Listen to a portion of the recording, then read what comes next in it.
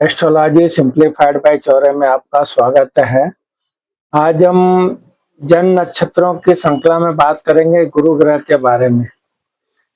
गुरु के जन्म नक्षत्र से हम जानेंगे कि उसकी क्या ताकत है और क्या प्रभाव है, इसके बारे में हम चर्चा करेंगे। गुरु जैसे ज्ञान, भाग्य, धन और आध्यात्मिकता का कारक मानते हैं। गुरु जिस नक्षत्र में होते हैं, व्यक्ति के व्यक्तित्व में उन नक्षत्रों के देवता और स्वामी के गुण जैसे बुद्धिमत्ता, मार्गदर्शन करने की क्षमता, धार्मिकता और विस्तार ग्रोथ की शक्ति झलकती है।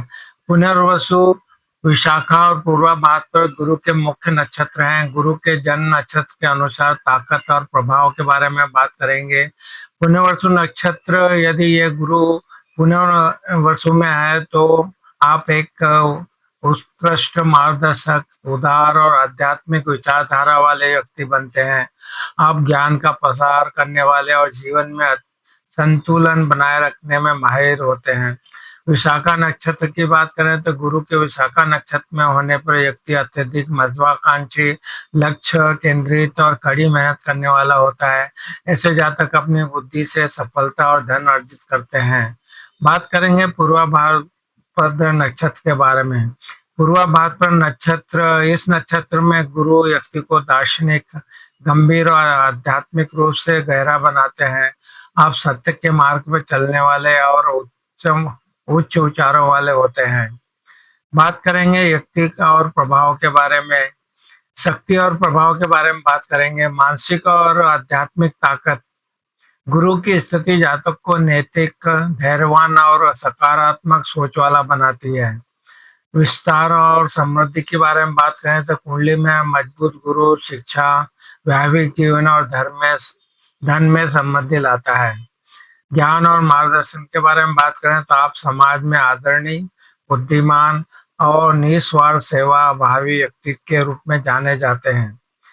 संक्षेप में हम बात करें तो गुरु जिस नक्षत्र में होते हैं वह उस जातक के जीवन के उद्देश्य और ताकत को दर्शाता है। इस तरह से एक प्रश्न आया है कि गुरु के जन्म नक्षत्र कौन कौन से हैं, उसके बारे में हम चर्चा करेंगे। ज्योतिष शास्त्र के अनुसार गुरु ग्रह के 3 प्रमुख नक्षत्र हैं, पुनर्वसु, विशाखा और पूर्वा भाद्र। ये नक्षत्र ज्ञान, आध्यात्मिकता, धर्म और विस्तार के कारण माने जाते हैं। ये जो नक्षत्र हैं ज्ञान, आध्यात्मिकता, धर्म और विस्तार के कारक माने जाते हैं और शुभ कार्यों के लिए अत्यंत फलदायी होते हैं। गुरु के नक्षत्रों का जो विवरण है उसके बारे में हम चर्चा करेंगे। पुनर्वसु नक्षत्र के बारे में बात करें तो इसका स्वामी स्वयं गुरु है। ये बुद्धि और ज्ञान का प्रतीक है। विशाखा नक्षत्र, इसके स्वामी भी गुरु है जो उच्च शिक्षा, लक्ष्यों और दृढ़ता का प्रतिनिधित्व करता है। पूर्वा भाद्र नक्षत्र के बारे में बात करें तो इसके शुरुआती 3 चरण गुरु के स्वामित्व में आते हैं। ये आध्यात्मिक विकास और दर्शन का कारक होते हैं। बात करेंगे, यदि किसी व्यक्ति का जन्म इन नक्षत्रों में होता है तो उस पर गुरु का विशेष प्रभाव होता है जो ज्ञान और भाग्य में वृद्धि करता है।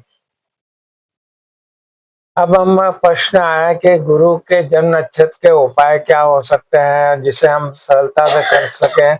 तो गुरु के जन्म नक्षत्र के उपायों के बारे में हम चर्चा करेंगे। गुरु जो बृहस्पति को मजबूत करने के लिए गुरुवार को केले के पेड़ की पूजा करना, हल्दी गुड़ अर्पित करना, विष्णु सहस्त्रनाम का पाठ करना, पीले वस्त्रों का दान करना और मस्तक पर हल्दी का तिलक लगाना सबसे प्रभावी उपाय माने जाते हैं। इसके अलावा ओम ब्रह्म बृहस्पति नमः मंत्र का जाप भी आप 108 बार कर सकते हैं।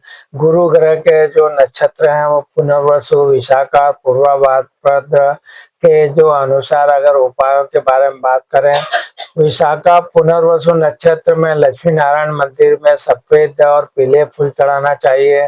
5 या 10 मुखी रुद्राक्ष धारण करना चाहिए जो कि आपको लाभकारी सिद्ध होता है। बात करेंगे पूर्वा भाद्र नक्षत्र के बारे में। भगवान विष्णु की पूजा करें और जरूरतमंदों को पीले चने की दाल या केसर का दान करें। अन्य प्रभावी उपायों की हम चर्चा करेंगे। बात करेंगे दान के बारे में। गुरुवार को पीली दाल, केले, केसर, पीले वस्त्र या हल्दी का दान करना चाहिए। बात करेंगे पूजा के बारे में। केले के पेड़ के नीचे घी का दीपक जलाकर विष्णु सहस्त्रनाम का पाठ करना चाहिए। बात करेंगे हम मंत्र के बारे में। जो गुरु का बीज मंत्र है उसका नियमित जाप करना चाहिए। साथ साथ में हम बात करें तो यदि कुंडली में गुरु शुभ है तो 5 कैरेट का पुखरा सोने की धातु में पहनना चाहिए। इसके लिए आपको अपनी कुंडली का विश्लेषण ज्योतिषी से करा के अब उसका मार्गदर्शन लेके ही आपको पुखरा पहनना चाहिए। आपके जो आचरण जो है वो शिक्षकों, ब्राह्मणों और बुजुर्गों के प्रति आपको सम्मान करना चाहिए। वास्तु के हिसाब से देखें तो घर का जो ईशान कोण है इसको आपको साफ रखना चाहिए और यहाँ जल का स्थान रखना चाहिए। जैसे पहले बताया, पुखराज पहनने से पहले किसी योग ज्योतिषी से परामर्श अवश्य लेना चाहिए।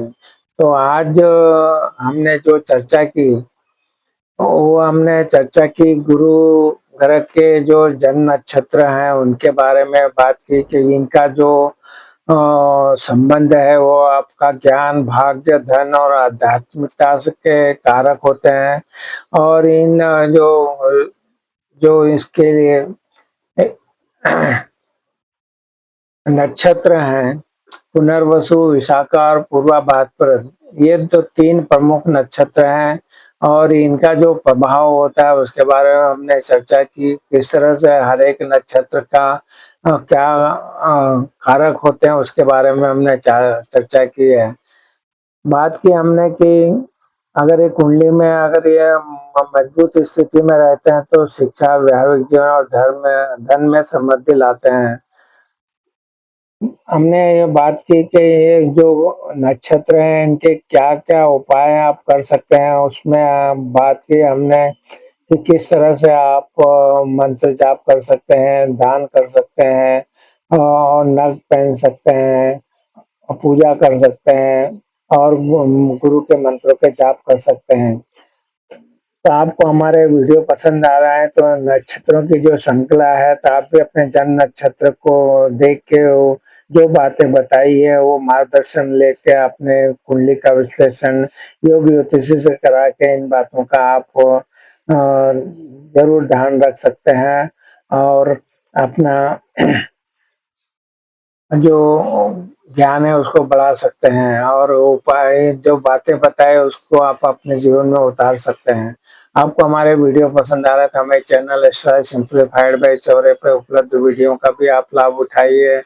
चैनल को सब्सक्राइब करने के लिए और वीडियो को लाइक और शेयर करने के लिए आप सबका बहुत बहुत धन्यवाद। प्रणाम प्रणाम प्रणाम प्रणाम।